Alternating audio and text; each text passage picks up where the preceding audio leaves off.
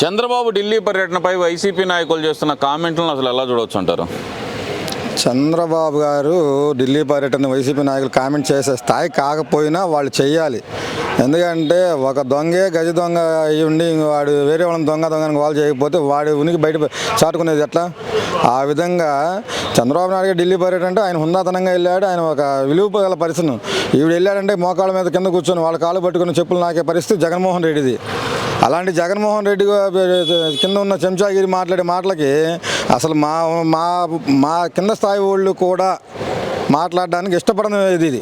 ఎందుకంటే వీళ్ళు ఇప్పుడున్న పరిస్థితి వాళ్ళకి గెలుపోటలు చావు రేవు అన్నట్లుగా ఉన్న పరిస్థితుల్లో ఆంధ్ర రాష్ట్రం ఉంది. ఆంధ్ర రాష్ట్రానికి పట్టిన దరిద్రము ఒక జగన్మోహన్ రెడ్డి, ఆడి కింద ఉన్న చెంచాగాళ్ళు. వీళ్ళ బ్రతుకులు ఇంత కాదు కదా, వీళ్ళని తీసుకెళ్ళి అన్నమని దీవుల్లో పడదగిన వీళ్ళ బ్రతుకులు మారవు. వీళ్ళ చరిత్ర మొత్తం ఈ చరిత్రహీనులుగా మిగిలిపోయే పరిస్థితి వచ్చింది.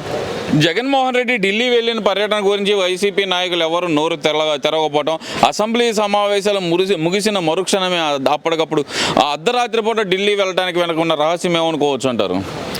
ఏముంది, ఇప్పుడు చంద్రబాబు నాయుడు వెళ్ళిపోయారు, ఆయన ఏదో మాట మంచి జరిగింది, ఇక నా పరిస్థితి అయిపోయింది, నా పరిస్థితి జైలుకేను.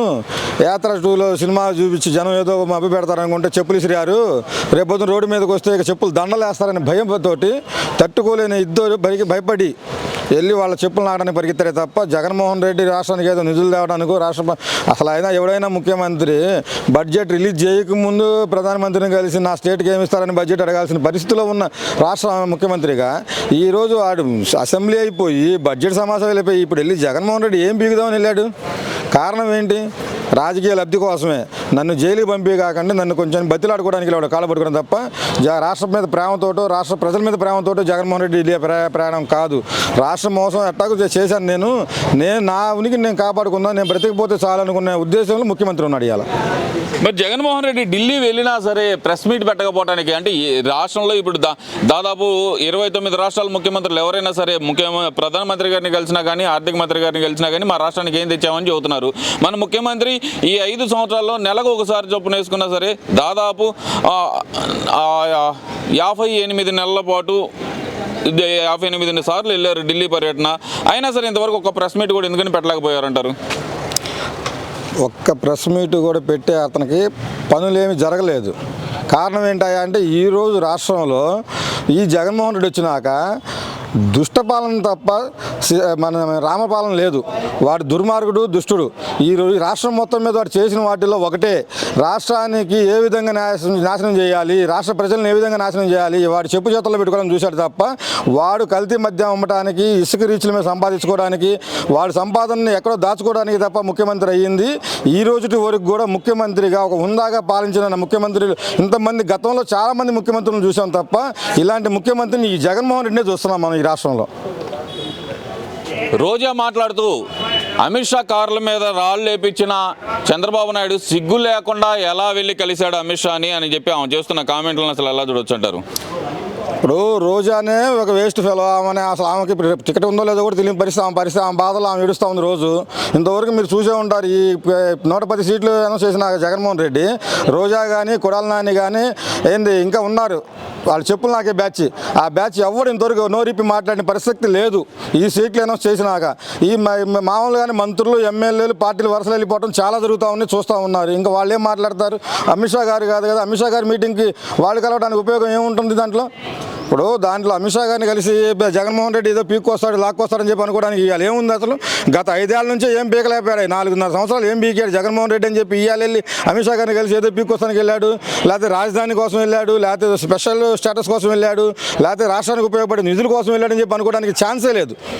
ఇప్పుడు నువ్వు గతంలో నీకు టైం ఉన్నప్పుడు నువ్వు చేసి ఉంటే రాష్ట్రం ఏదైనా అభివృద్ధి కోసం, రాష్ట్రం కోసం, బాగు చేయడం కోసం నిధులు తెచ్చుకోవడానికి వాళ్ళని చెప్పాడు. అప్పట్లో చెప్పాడు, గెలవక ముందు పాదయాత్రలో చెప్పాడు 25కి 25 మనం ఎంపీ సీటు గెలుచుకుందాము, ఏంటి మనం వాళ్ళని డిమాండ్ చేసి మనం తెచ్చుకుందాం నిధులు, ప్రత్యేక హోదా తెచ్చుకుందాము, నిధులు తెచ్చుకుందాము, పోలవరం కట్టుకుందాం, రాష్ట్ర రాజధాని కట్టుకుందాం అన్నాడు.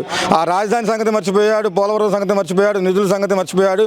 వాళ్ళ చెప్పులు నాకే పరిస్థితుల్లో జగన్మోహన్ రెడ్డి ఉన్నాడు తప్ప రాష్ట్రాన్ని బాగు చేసే దిశ దిశగా ఏ కోశాన జగన్మోహన్ రెడ్డి ఈ 4.5 సంవత్సరాల్లో ఏ విధంగా కూడా అతను ప్రయత్నం చేయలేదు అనడానికి మేము 100%, 150% మార్కులు వేస్తాం.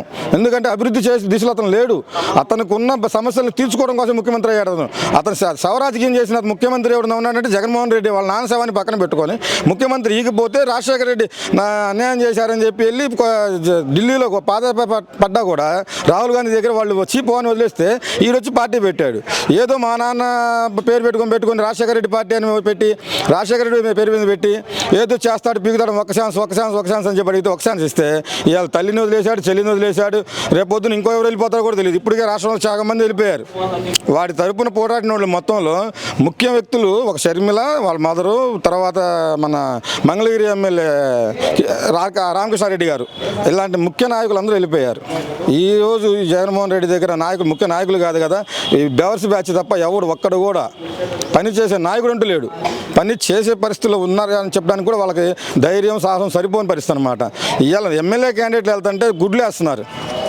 ఎమ్మెల్యే క్యాండిడేట్ ప్రచారానికి వెళ్తుంటే ఎట్లాగో వాళ్ళకి గెలవని తెలిసి ఎక్కడో నెల్లూరుని తీసుకొచ్చామో నరసరాపేట వేశాడు, ఏంది బాపట్లోని తీసుకెళ్ళామో వేరే జిల్లాలో మార్చేశాడు, మన వేమూరు నియోజకవర్గం తీసుకెళ్ళి ఇంకో జిల్లాకి వేశాడు.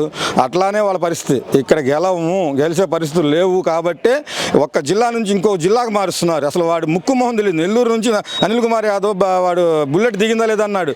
వాడికి వెనక నుంచి దింపాడు బుల్లెట్. ఇంతవరకు వాడికి నోటి మాట లేదు, కంటి చూపు లేదు. ఈరోజు వాడు వచ్చి మళ్ళీ నరసరాపేట ఎంపీ ఒక్కసారి ఎమ్మెల్యే చేస్తే మంత్రి చేస్తేనే వాడు ఏం ఏడవలేకపోయిన మొండని తీసుకొచ్చి మళ్ళీ నరసరాపేట ఎమ్మెల్యే. ఇప్పుడు పంచాయతీ ప్రెసిడెంట్ని తీసుకెళ్లి ఎంపీ క్యాండిడేట్లను చేసిన ఘనత ఎవరికైనా ఉందంటే ఒక జగన్మోహన్ రెడ్డికే. ఇక్కడ ఇంకో విషయం చూస్తే కనుక నిన్న లక్ష్మీ పార్వతి మాట్లాడుతూ ఒక మాట అయితే అంది. లోకేష్ గారు ఏదైతే శంకారావం అంటూ ఒక సభ అయితే మొదలు పెట్టబోతున్నాడు, అంటే ఒక కార్యక్రమం మొదలు పెడుతున్నారు. దాని మీద ఆ కొడుకు శంకారావం అంటూ తిరుగుతాడు, తండ్రి ఏమో శంకరాభరణం అంటూ పారిపోతాడు. అంతే తప్పితే ఏం లేదు వాళ్ళిద్దరికంటే ఆమె చేస్తున్న కామెంట్లను అసలు ఎలా చూడొచ్చు అంటారు? అసలు మేము ఒక లక్ష్మీ పార్వతో, ఒక రోజాను, ఇంకొకళ్ళు మేము అసలు వాళ్ళని మనుషులుగా లెక్కేసుకోవట్లేదు. వాళ్ళు కెమెరా డాన్సర్లు లేదా రికార్డ్ డాన్సర్లు మాకు అర్థం కాని పరిస్థితిలో ఉన్నాము. ఇప్పుడు 20, 60, 50 ఏళ్ళ రోజా డాన్సులు వేసిందంటే పర్లేదు, 60 ఏళ్ళ లక్ష్మీ భారతి కూడా డాన్సులు వేస్తుంది ఈ మధ్య. అంటే మేకప్లు వేసుకొని చేయాలని చేస్తున్నారు. వాళ్ళు బాగానే ఉంది భావని. ఇప్పుడు వాళ్ళు ఏదైనా చేయాల్సి ప్రజాసేవ చేయాలి, ఉన్నతంగా మాట్లాడాలి. నేను ఒక ఉన్నతమైన వ్యక్తి దగ్గర కొన్నాళ్ళు సహజీవనం చేశాను, ఇప్పటికైనా మార్పు చెందాలని చెప్పి ఆమె బుద్ధి జ్ఞానం ఏమైనా ఉందో లేదో నాకైతే తెలియదు. కానీ ఆమె మనిషి జన్మ అయితే ఎత్తలేదు అనుకుంటున్నాను లక్ష్మీ భారతి. ఎందుకంటే లక్ష్మీ భారతి చీచా అన్నారు జనం. ఆమె ఒక పార్టీ పెట్టి ఏడిచింది. ఆ పార్టీని ఎమ్మెల్యేని పోటీ చేసి, ఎంపీని పోటీ చేసి ఆమె బతుకు నాశనం అయిపోయింది. ఏం చేసుకోవడానికి ఆమె మాట్లాడే ఉపయోగం ఏముంది? ఈరోజు ఆమెను మాట్లాడితే లెక్క చేసే మనుషులే లేరు ఇవాళ. ఎందుకంటే ఆ లక్ష్మీ భారతి జగన్మోహన్ రెడ్డి చెప్పులు ఎప్పుడైతే నాకిందో ఆ రోజు దాని బ్రతుకు కుక్క కంటే హీనం అయిపోయింది. మరి చివరిగా ఓ ప్రశ్న, సిద్ధం అంటున్నారు, దేనికి సిద్ధం అనుకోవచ్చు అంటారు? ఇప్పుడు మొన్న చెప్పాడు కదండి మన స్టూడెంట్ మీటింగ్లో జగన్మోహన్ రెడ్డి గారు, నేను మిమ్మల్ని ఓట్లు వేసి నన్ను ఓడిస్తే నేను ఇక్కడ నుంచి వెళ్ళిపోవడానికి సిద్ధంగా ఉన్నానని చెప్పాడు. అతను ఒప్పుకున్నాడు. ఇంకా మీరు ప్రత్యేకించి క్వశ్చన్లు అడిగినా కూడా అతను సిద్ధమైపోయాడు. తట్టపుట్ట సర్దుకొని సిద్ధమైపోయాడు.